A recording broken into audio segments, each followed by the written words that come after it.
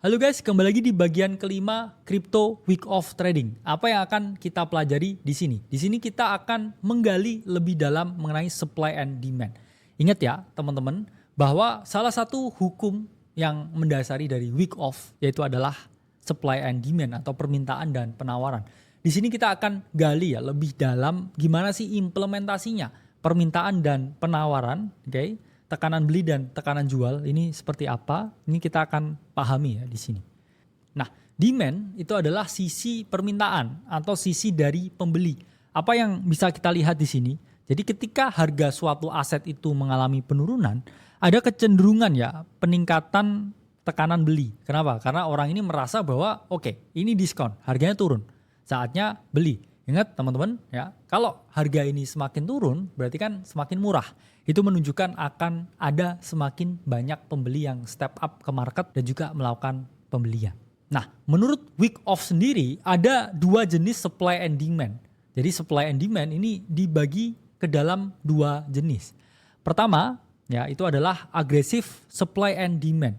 Yaitu adalah mereka yang mengeksekusi menggunakan market order. Ya, ini biasanya teman-teman yang suka yang namanya HK ya, jar kanan. Oke, ada potensi, oke, saya langsung market order. Ini adalah mereka yang suka HK. Aggressive supply and demand ini adalah mereka yang sebenarnya bisa menggerakkan harga.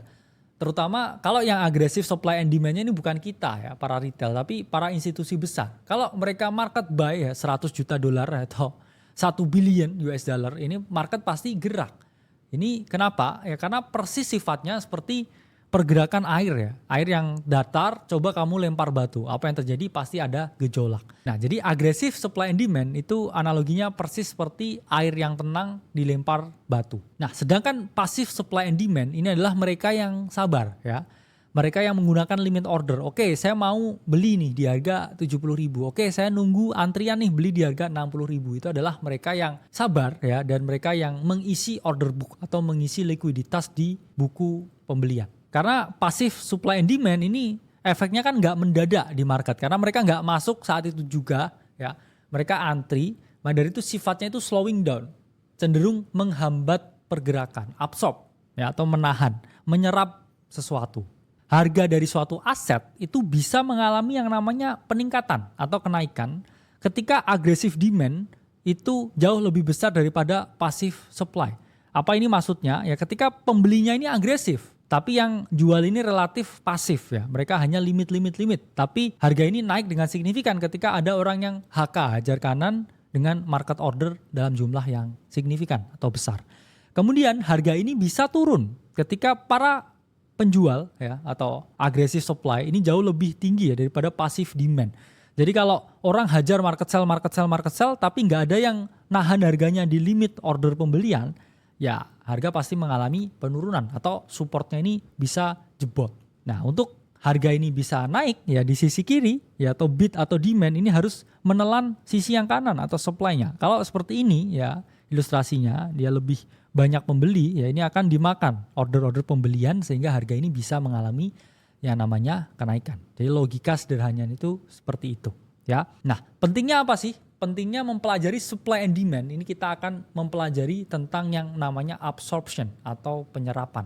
Agresif supply and demand ya, pembeli yang agresif atau penjual yang agresif itu bisa diredam oleh apa? Oleh pasif supply and demand melalui limit order. Jadi misalkan ada orang mau naikin harganya ya di market buy, tapi itu pasti bisa keredam dengan adanya limit sell ya.